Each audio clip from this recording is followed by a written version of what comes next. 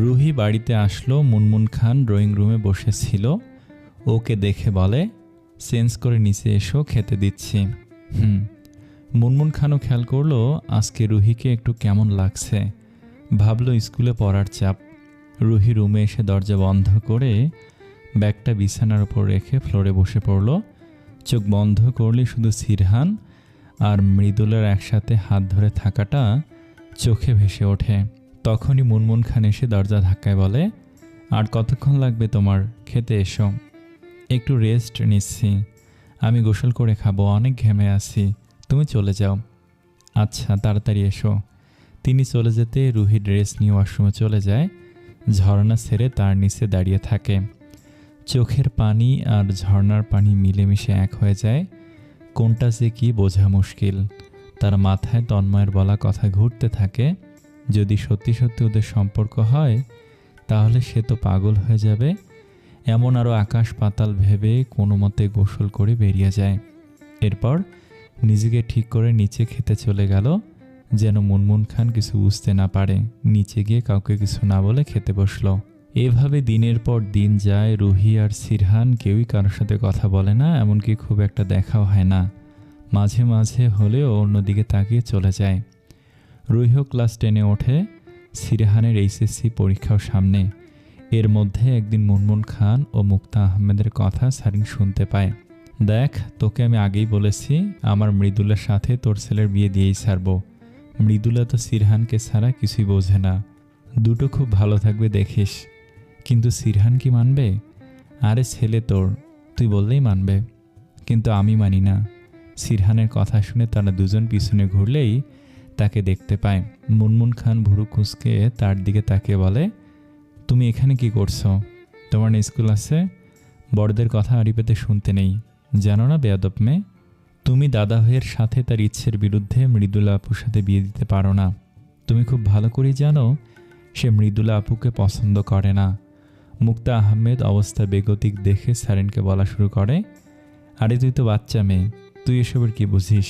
যা স্কুলে যা। আমি তোমাকে বলে দিচ্ছি মা, এই কাজটা করার জন্য যদি তোমরা ভাবো তাহলে আমার থেকে খারাপ কেউ হবে না। আমি তোমাদের সাথে সব সম্পর্ক শেষ করে দেব। মুনমুন খান সারিনকে জোরে একটা থাপ্পড় দিয়ে বলে, বেশি বার বেড়েছ তুমি, বড়দের মুখের ওপর কথা বলো, যাও স্কুলে যাও। সারিন কিছু না বলে রাগে ফুঁসতে ফুঁসতে চলে গেল। স্কুলে গিয়েও মুখটা গম্ভীর করে বসে আছে। রুহি আর তন্ময় বুঝলো কিছু একটা হয়েছে। রুহি নিজেই সাহস করে সারিনকে গিয়ে জিজ্ঞেস করলো কি হয়েছে। মা আন্টির সাথে মিলে মৃদুলা আর দাদা ভাইয়ের বিয়ে ঠিক করেছে। ওরা বড় হলে ওদের বিয়ে দিবে। এটা আমি বেঁচে থাকতে কোনোদিন হতে দিব না। সারিনের কথা শুনে রুহির হাত পা ঠান্ডা হয়ে গেল। রুহির পুরো শরীর একেবারে অবশ হয়ে আসছে। তন্ময় ওর দিকে তাকিয়ে ছোট ছোট চোখ করে বলে, তুই ঠিক আছিস? পানি খাবি? আরে না, আমার আবার কি হবে, চল বসে পড়ি, স্যার আসবে। রুহি ওদের সাথে কিছু না বলে বসে পড়ল। মনের ভিতর যে ঝড় বয়ে যাচ্ছে তা শুধু সেই জানে, কিন্তু বেশি চুপচাপ স্বভাবের হয়, কাউকে কিছু বুঝতে দিল না। ক্লাস শেষ করে চুপচাপ বাসায় চলে গেল। রুমে ঢুকেই রুহি ব্যাগটা রেখে অঝরে কান্না শুরু করলো। কোনোভাবেই নিজেকে সামলাতে পারবে না। পরে আবার নিজেকে শাসালো, কেউ কারোর জন্য থাকে না, দিন শেষে সবাই একা। ভেবে নিল আজকের পর থেকে আর কারো কথা ভাববে না। সামনে তার এসএসসি পরীক্ষা, তাই সেদিকে ফোকাস করবে। নিজেকে পুরোপুরি সবার থেকে আলাদা করে নেবে। তারপর গোসল সেরে খেতে চলে গেল। এরপরে জীবন একভাবে চলতে থাকে। সিরহানেরও বোর্ড পরীক্ষা সামনে, তাই সে পুরো ব্যস্ত। এভাবে দিন কেটে যায়। দুজনের মধ্যে দূরত্ব আকাশ সম। কেউ কারোর সাথে কথা বলে না। সিরহানের পরীক্ষা শেষ হলে পাবলিকে পড়বে না বলে ঠিক করেছে, তাই সুযোগ মতো নর্থ সাউথে ভর্তি হলো। ওদিকে রুহিরও পরীক্ষা শেষ করে এই কলেজে ভর্তি হলো। প্রথম ক্লাসে দেখা হয় রিনির সাথে। প্রথম দেখায় দুজনের খুব ভালো জমে। 2 বছর ওদের তিনজনের সাথে রিনির খুব ভালো সময় কাটলো। দেখতে দেখতে ওদেরও এইচএসসি পরীক্ষা শেষ হলো আর বিশ্ববিদ্যালয়ে ভর্তি হলো। এর মধ্যে সিরহান রাজনৈতিক কারণে ভার্সিটিতে খুবই পরিচিত মুখ হয়ে উঠল। হঠাৎই রিনির ধাক্কায় রুহির ভাবনার শুধু ছিল। রিনি তো রাগে আগুন হয়ে আছে। রুহি ওর দিকে তাকিয়ে একটা বোকা বোকা হাসি দিল। রিনিকে শান্ত করার জন্য বলল, কিরে এখানে কি? তোদের ওদিকে কি হলো? থাপ্পড় খাবি একদম। বলছিলি তুই ওখানে যাবি, তাহলে গেলি না কেন? কোন ভাবনায় ছিলে এখানে? বিশ্বাস কর আমি এখনই যেতাম। হ্যাঁ, তা তো দেখতেই পারছি, স্বপ্নে যেতি তুই। এভাবে বলছিস কেন? কত মানুষ ওখানে, আমার কেমন যেন লাগে, তাই একটু দেরি করতে চেয়েছি। তাই বলে এত দেরি যে অনুষ্ঠানই শেষ? রুহি জিহ্বায় একটা কামড় দিয়ে বলে। আমি বুঝতে পারিনি, বিশ্বাস কর না। হয়েছে, আর দরকার নেই। রেডি থাক, মেহেদি দিতে হবে। আমি দেব? না, আমার দাদির দাদি এসে দিয়ে যাবে। এভাবে কেন বলছিস? আচ্ছা রেডি হয়ে আয় তাড়াতাড়ি। তারপর রিনি চলে গেল। হলুদ গায়ে থাকার কারণে একেবারে গোসল করে এলো। তারপর রুহি তাকে মেহেদি দিতে শুরু করলো। রুহির এই একটা গুণ খুব ভালোই আছে, সে খুব ভালো মেহেদি দিতে পারে। বিয়ের আগে সবসময় মেহেদি দিয়ে রাখতো, তাই ফ্রেন্ড সার্কেলের মধ্যে এটা নিয়ে খুব সুনাম আছে। সারিনও মজার ছলে আগে বলতো, যখন আমার বিয়ে হবে তখন তুই মেহেদি দিয়ে দিবি। রুহি তখন হেসে উড়িয়ে দিত, কিন্তু এখন মনে পড়লে দীর্ঘশ্বাস ছাড়া কিছুই আসে না। ওদের কথা বলতে বলতে অনেক সময় পরে মেহেদি দেওয়া শেষ। রুহির রিনির হাতের তালুতে খুব সুন্দর করে ইমরানের নাম লিখে দিল। এটা কি করলি? তুই ওনার নাম কেন লিখলি? লিখতে হয়, এখন চুপচাপ ঘুমা। তারপর দুজনে ঘুমিয়ে পড়ল। সকালে রিনির মা দুজনকে ডাক দিতে উঠে পড়ল। রিনি উঠে দেখল হাতে খুব গাঢ় রং হয়েছে। নিজে মনে মনে মুচকি হেসে ফ্রেশ হতে চলে গেল। ফ্রেশ হয়ে রুহিকে বলল, আজকে মেবি জিজু আসবে, তুই কি করবি? কি? উনি আসবে আর তুই এখন বলছিস? আগে কেন বলিসনি? মনে ছিল না। এটা কেমন কথা? এখন আমি কি করব? আচ্ছা, ওনার আশা তো কোনোভাবে আটকানো যাবে না, আমাদের কিছু করতেই হবে। তো রেডি হতে যা, আমি কোনো ব্যবস্থা করে নিব। রিনিকে ইমরানের কাজিনরা খুব সুন্দর করে সাজিয়ে দিল। দুপুরে নামাজের পর ইমরানরা রিনিদের বাড়িতে প্রবেশ করলো। সাথে সিরহান আর সিয়ামও ছিল। সবাই তাদের আপ্যায়নে ব্যস্ত। রুহির খোঁজ করলে সে এমনভাবে সামনে আসে যে রিনি তাকে চিনতেই পারছিল না। পুরো শরীর কালো বোরখা আর হাত মোজা পা মোজা দিয়ে ঢাকা, চোখটাও ঢাকা। কিরে তুই এমন পোশাকে কেন আসলি? তো কি করব বল, বিয়ে বাড়িতে তার সাথে আমার তো দেখা হতেই পারে। তাই বলে এভাবে? কিছু হবে না, চল তো। তারপর কয়েকটা মেয়ে আসলো এবং ওরা চলে গেল। বাইরে যেতেই রুহির প্রথমে চোখ পড়ল সিরহানের ওপর। অনেকদিন পর দেখে শ্বাস প্রশ্বাস একটু জোরে ওঠানামা করতে লাগলো। নিজের হাত পা কাঁপছে এমন অবস্থা। রেনির হাত ধরে থাকায় সে বুঝলো ব্যাপারটা, তাই রুহিকে বলল, কি করছিস তুই? প্লিজ নর্মাল থাক, জিজু তো বুঝে যাবে। হ্যাঁ, আমি নিজেকে ঠিক রাখার চেষ্টা করছি। প্লিজ তুই ওদের সাথে যা, আমি তোর পিছনে আছি। না, তুই আমার সাথেই থাকবি। রুহিকেও তাই রিনির কথা মতো ওর সাথে থাকতে হলো। রিনি আর ইমরানকে সামনাসামনি বসানো হলো। সামনে একটা পাতলা কাপড়ের পর্দা দিয়ে রেখেছে। এপাশ থেকে ওপাশের সবই বোঝা যাচ্ছে। রুহির অবাধ্য চোখগুলো সিরহানের ওপর গিয়েই থেমে গেছে, কিন্তু সিরহান বুঝতে পারছে না তার দিকে যে কেউ গভীরভাবে তাকিয়ে আছে। এইটুকু সময়ের মধ্যে রুহি আবিষ্কার করলো সিরহান আগের থেকে একটু রোগা হয়ে গেছে। চুলগুলো কেমন অমিশ্রণ, আগে সুন্দর সেট করা থাকতো, কেমন উদাস হয়ে আছে। রুহির কাছে এখনই আগের থেকে বেশি হ্যান্ডসাম লাগছে। সেও মন ভরে সিরহানকে দেখে রাখছে। আবার কবে দেখা হয় তা তো জানা নেই, আদৌ কি দেখা হয় কিনা তাও জানা নেই। রুহির এখন ইচ্ছে হচ্ছে দৌড়ে গিয়ে সিরহানকে জড়িয়ে ধরতে, কিন্তু নিজেকে সামলালো। রিনি আর ইমরানের বিয়েটা ভালোভাবেই হয়ে গেল। রিনিকে নিয়ে তারা তাদের বাড়ি চলে গেল। যদিও কিছুই অত ইজি ছিল না। রিনি ছোটবেলা থেকে তার মাকেই পাশে পেয়েছে, তাই তাদের জন্য এই বিদায় বিশেষ সুখকর ছিল না। কিন্তু তারপরেও নিয়ম করে চলে যেতে হবে। সিরহানরা চলে যায়। এরপর 2 দিন পর রিনি আর ইমরানের বউ ভাতের অনুষ্ঠান করা হয়। দুই পরিবারের সব নিয়মকানুন শেষ হতে হতে রুহির ইউএসএ যাওয়ার ডেট পড়ে যায়। 1 সপ্তাহ পর রুহির কালকে ফ্লাইট। তার সাথে ঢাকা অবধি রিনি আর ইমরান যাবে। রুহির সব কিছু গোছানো শেষ। বিকেলেই তারা ঢাকার উদ্দেশ্যে রওনা দিবে। পরের দিন বিকাল 3টায় রুহির ফ্লাইট। তারা সেই অনুযায়ী এয়ারপোর্টে আসলো। ভিতরে ঢুকে যাবে, একটা হাত এসে রুহিকে পেছন থেকে টেনে ধরল। পিছনের দিকে তাকিয়ে রুহির পায়ের তলা থেকে মাটি সরে গেল। কতদিন লুকিয়ে থাকবে তুমি আমার থেকে? জিজু আপনি? সিরহান রিনির কথা একটা হাসলো, আবার রুহির দিকে তাকিয়ে বলল, কি হলো বলো? আমার হাত ছেড়ে দিন, আর যদি না দিই তাহলে আমাকেই ছাড়তে হবে। বাড়ি চলো রুহি। কার বাড়ি যাব? তোমার শ্বশুর বাড়ি। সেটা আমি ছেড়ে এসেছি, যাওয়ার আর কোনো রাস্তা নেই। তখন সিরহান রুহির সামনে হাঁটু ভেঙে বসে পড়ে, হাত দুটো ধরে বলে, প্লিজ রুহি, আমার বেবিকে আমার থেকে আলাদা করো না। সিরহানের কথায় রুহি চমকে যায়।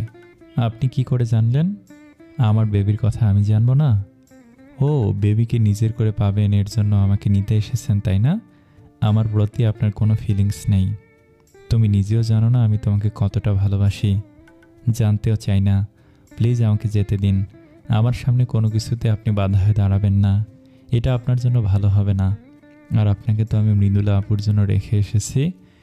এতদিনে হয়তো বিয়েও করেছেন। ঘরে বউ থাকতে বাহিরের মেয়েদের দিকে তাকান কেন? তুমি আমার বউ, আর কেউ না। আমি মানি না। প্লিজ চলে যান। না, আমি তোমাকে কোথাও যেতে দেব না, বলে রুহির হাত ধরে হাঁটা শুরু করলো। রুহি তাকে টান দিয়ে ঠাস করে গালে থাপ্পড় দিয়ে দিল। উপস্থিত সবাই হতবাক হয়ে গেল। কেউ বুঝতে পারেনি রুহি এমন একটা কাজ করবে। প্লিজ লিভ মি, আমাকে প্লিজ নিজের মতো বাঁচতে দিন। আমি আর এত কিছু সহ্য করতে পারছি না। আমিও মানুষ একটা, আমারও কিছু স্বপ্ন আছে। কিন্তু সেসব ভুলে গিয়ে আমি আপনার সাথে সংসার করতে চেয়েছিলাম, কিন্তু আপনারা তা হতে দিলেন না। এখন আমি নিজের মতো আছি, তাতেও আপনাদের সমস্যা। আমি কি মানুষ নই নাকি? রুহি, তুমি আমাকে ভুল বুঝলা। আমি মোটেও ভুল বুঝছি না আপনাকে, বলে লাগেজ হাতে নিয়ে ভিতরের দিকে যাওয়া শুরু করলো। সিরহান কেমন দৃষ্টিতে তার দিকে তাকিয়ে আছে। 2 পা হেঁটে রুহি আবার পিছনে তাকিয়ে বলল, আমার চাচ্চু আপনাকে আর আপনার মাকে ঠকায়নি, সে এখনও আপনাদের অপেক্ষায় আছে। খানবাড়ির পিছনে ছোট্ট এক ঘরে শিকল দিয়ে বাঁধা আছে, পারলে একবার তাকে দেখে আসবেন। 5 বছর পর। দাদা ভাই, আজকে তাড়াতাড়ি বাড়িতে আসবে? কেন? জিহানের বার্থডে, তাই। ওকে দেখছি পারি কিনা। তারপর সিরহান ফোনটা কেটে দিল। ফুপি বলো না, চাচ্চু কি বলেছে? আসবে বাবা, কিন্তু কখন? এসে যাবে এখন। প্লিজ খেয়ে রেডি হয়ে নাও। না না না, চাচ্চু না আসলে আমি খাবো না। এমন করে না জিহান। তখন জুহি জিহানের জন্য খাবার নিয়ে আসলো। জিহানকে একটু বকা দিতেই চোখ ভর্তি পানি নিয়ে সারিনের পাশে চুপ করে বসে থাকলো। দাদা ভাইয়ের আশকারায় এত বাদর হয়েছে। এভাবে বলো না জুহি। দাদা ভাইয়েরও ওর মতো একটা বাচ্চা আছে, কিন্তু তাকে একবারও দেখতে পেল না, শুতেও পেল না। সে জিহানের মধ্যে তার বেবিকে খোঁজে। রুহি যে এত বড় শাস্তি দেবে তা বুঝতে পারিনি। না হলে আমি ওকে ওই দিন এয়ারপোর্টে গিয়ে যাওয়ার জন্য বাধা দিতাম। কি করবে বলো? আপনি যাওয়ার পর দাদাভাই একেবারে শেষ হয়ে গেছে। সারাদিন কারোর সাথে কথা বলে না, বাড়িতে 3 বেলা ঠিক মতো খায় না, অনেক রাত করে বাড়ি ফেরে। এভাবে কি জীবন চলে বলো? যদি পারতাম তাহলে আপনির হাতে পায়ে পড়ে হলেও আবার ওদের জীবন সাজিয়ে দিতাম। দাদাভাইয়ের কষ্ট আর সহ্য হচ্ছে না। সারাদিন নিজে বিজি রাখার জন্য ননস্টপ বাইরে কাজ করে যাচ্ছে। মাল্টি ন্যাশনাল কোম্পানি তৈরি করলো, সাথে আবার মেয়ের। এভাবে করতে করতে সে একটা যন্ত্রমানবে পরিণত হচ্ছে। তা কি সে বোঝে না? কি বলবো, মাথায় আসছে না। একমাত্র রুহি তাকে স্বাভাবিক জীবনে আনতে পারে, কিন্তু তাকে কিভাবে ফিরাবো? আচ্ছা, আমরা যদি ইউএস গিয়ে আপনিকে নিয়ে আসি, হাতে পায়ে ধরে হলেও আনবো।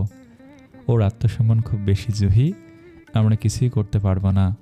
একবার চেষ্টা তো করি। আচ্ছা, তোমার সাথে তো তন্ময় ভাইয়ের কথা হয়, তাকে প্লিজ বলো না। রুহি তন্ময়ের বাসা থেকে চলে গেছে, ওদের ওখানে আর থাকে না। আর তার রিসার্চের কি হলো? রিসার্চে সফল, আমেরিকায় অনেক পরিচিত এখন রুহি। বিভিন্ন ইউনিভার্সিটিতে এখন তার আনাগোনা। বিভিন্ন ইউনিভার্সিটি নাকি তাকে তাদের প্রফেসর হিসেবে নিতে চায়। এত বিলাসিতা ছেড়ে আপনি কি দেশের দিকে তাকাবে? তুমি এখনও রুহিকে চিনতে পারোনি। ও আসবে, আমার বিশ্বাস আসবে। দাদা ভাইয়ের টানে হলেও আসবে, তাই যেন হয়। কথায় কথায় জুহির জিহানকে খাওয়ানো শেষ হলো। সন্ধ্যায় বাসায় পার্টি আছে, এরই মধ্যেই শুভ্র এসে উপস্থিত হলো। হাতে জিহানের জন্য অনেক কিছু এনেছে। জিহান দৌড়ে তার কাছে গেল। আঙ্কেল, এতক্ষণ কোথায় ছিলে? তুমি আমার কথা ভুলেই গেছ? না বাবা, এই দেখাও তোমার জন্য আমি কি কি এনেছি। ওকে। জিহান সব কিছু নিয়ে দেখতে লাগলো। ভাবিজি, একটু চা হলে ভালো হতো, যদি খালাকে একটু বলে দিতে। আমি আনছি ভাই, কাউকে বলার দরকার নেই। তারপর জুহি কিচেনে চলে গেল। শুভ্র সারিনকে কোলে করে হাঁটা দিল। আরে কি করছেন, পড়ে যাবেন তো। আমি থাকতে তোমাদের কিচ্ছু হবে না বেবি। আমি বেবি না। মুখ গোমড়া করে বলায় শুভ্রের হাসি পেল। ওকে, এখানে চুপ করে বসো। আমার বাবার একটুও কষ্ট হলে তোমার খবর আছে। আচ্ছা, শুনুন না, দাদাভাইকে বাড়িতে তাড়াতাড়ি আসতে বলুন। আমি এতদিন পর আসলাম, তাও তার দেখা পেলাম না। শুভ্র একটা শ্বাস ছেড়ে বলে, আসবে। বলেই ফ্রেশ হতে চলে গেল। সারিনও ভাবনায় পড়ল তাদের হঠাৎ বিয়ে নিয়ে। সিরহান একদিন হঠাৎ করে বলে, 3 দিন পর তোরা শুভ্রের বিয়ে। কি বলছে সব? আমি যা বলছি তাই। আমি বাবা মায়ের সাথে কথা বলেছি, তারাও মত দিয়েছে। তারপর আর কিছু বলতে না দিয়ে রুম থেকে বেরিয়ে গেল। তারপর ওদের বিয়ে হলো। এখন দুজনেই একটা হ্যাপি কাপল। এর মধ্যে জুহি চা রুমে দিয়ে চলে যায়। শুভ্র ফ্রেশ হয়ে দেখল। কি হলো, কি ভাবছো? কিচ্ছু না। আচ্ছা, তুমি চাটা খেয়ে নাও, পরে আবার যেতে হবে। শুভ্র কিছু না বলে ওর কাছে এসে বসে, হাতের উপর হাত রেখে বলে, কি হয়েছে? তুমি এত টেনশন কেন করো? তুমি টেনশন করলে বেবির উপর চাপ পড়বে সারিন। কেন বোঝো না? সারিন কেঁদে দিল। শুভ্রের হাত ধরে বলে, ভাইয়ের জীবনটা কেমন হয়ে আছে? দুজনে দুই দিকে আছে। ওদের বেবিটা কেমন আছে, কত বড় হয়েছে তাও জানে না। একটু ভুল বোঝাবুঝি সব শেষ করে দিল। আমরা সবাই জীবনে এগিয়ে গেছি, কিন্তু দেখো দাদাভাই এখনও কেমন আছে। কারোর সাথে কথা বলে না, হাসে না, ঠিক মতো খায় না, ঘুমায় না। জিহান ছাড়া কারোর সাথে বেশি কথা বলে না। তুমি বোঝো না, ওদের বেবিটা থাকলে ভাই কত হাসি খুশি থাকতো। শুভ্রের বুক চিরে একটা দীর্ঘশ্বাস বেরিয়ে এলো। সারিনের হাত ধরে বলে, আমার উপর বিশ্বাস রাখো সারিন, আমি কথা দিচ্ছি ওদের আমি এক করে দেব। প্লিজ শুভ্র, ওদের এক করে দাও। আমার এই কথাটা রাখো প্লিজ। আমি জানি রুহিও কষ্ট আছে, ও তো ভাইকে অনেক ভালোবাসে। মাম্মা, আমি পচা খাবার খাই না। আমি এত কষ্ট করে রান্না করলাম, একটু খেয়ে নাও না প্লিজ সোনা মা। স্নিগ্ধা চোখ ছোট ছোট করে বলে, তুমি শুধু ইমোশনাল কথা বলো। ইমোশনাল মা? ওই একই। আচ্ছা, এই খাবারটুকু আগে শেষ করো, তাহলে তোমাকে কুনাফা চকলেট বানিয়ে দেব। মিথ্যা কথা বলো না মাম্মাম, এতে আল্লাহ রাগ হয়। রুই হতবাক হয়ে ওর দিকে তাকিয়ে রইল। মনে মনে বলল, পুরাই বাপের মতো পোল্ট্রিবাজ। তুমি কি মনে মনে আমাকে কিছু বলছো মাম্মাম? রুহির চোখ ছোট করে ওর দিকে তাকালো, আবার মেজাজকে ঠিক করে বলল, আমার কাজে যেতে হবে মা। ওকে দাও, খাচ্ছি, কিন্তু এই শেষ, মনে থাকে যেন। ওকে। রুহির মাঝে মাঝে মনে হয় স্নিগ্ধা ওর মেয়ে না, ও স্নিগ্ধার মেয়ে।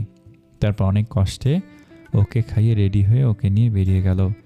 ইউনিভার্সিটিতে যতক্ষণ থাকে স্নিগ্ধাও ততক্ষণ ওর সাথে থাকে। বেশি কিউট হওয়ার কারণে সবাই ওকে ভালোবাসে। আবার মাঝে মাঝে তন্ময়ের ছেলে তিশানের সাথে দেখা হলে তখন তো তার খুশি আর দেখে কে। পুরোটা সময় তারা খেলাধুলা আর মজায় মেতে থাকে। আজকের একটা সেমিনার ছিল, ওখান থেকে আবার তন্ময়ের বাসায় যেতে হবে, তাই তাড়াতাড়ি সেমিনার শেষ করে গাড়িতে উঠে যাওয়া শুরু করলো। মাম্মাম, আমরা কোথায় যাচ্ছি? তন্ময় আঙ্কেলদের বাসায় মা। ওয়াও, চলো তাহলে একটা চকলেট কিনে দাও। এটা কিন্তু কোনো কথা ছিল না। তুমি তো তিশান ভাইয়ের জন্য কিছু নেবে তাই না? তাই সেটা এখনই কেন, আমিও সাথে ফ্রি। বলে হি হি করে হাসতে থাকলো। রুহি ভেবে পায় না এই মেয়ে তার পেটে কই থেকে আসলো। তারপর আর কি, তিশান আর ওর জন্য চকলেট আর আইসক্রিম কিনে নিল। স্নিগ্ধাকে চকলেট দিল, তারপর চুপচাপ যেতে থাকলো। ওদের দেখে বাসায় সবার মন ভালো হয়ে গেল। তিশান রুহিকে পেয়ে খুশি হয়ে গেল। রুমের মধ্যে গিয়ে সব টয় নিয়ে খেলা শুরু করলো। ওদের দুজনের খুশি দেখে বাসার সবার মন খুশি হয়ে গেল। রুহিও ওদের খুশি দেখে একটু হাসতে থাকলো। তন্ময়ের বাবা রুহির কাছে এসে বলল, তোমাকে বাংলাদেশে যেতে হবে। ঢাকা বিশ্ববিদ্যালয়ের গেস্ট টিচার হিসেবে তারা যাচ্ছে। আই উইশ তুমি এবার তোমার দেশের জন্য কিছু করবে। স্যার, আমি বিডিতে ব্যাক করব না। রুহি মিনমিন করে বলল, তোমাকে যেতে হবে, এটা আমার অর্ডার। তোমার শিক্ষক হিসেবে রিকোয়েস্ট করছি। রুহি কি বলবে বুঝতে পারছে না।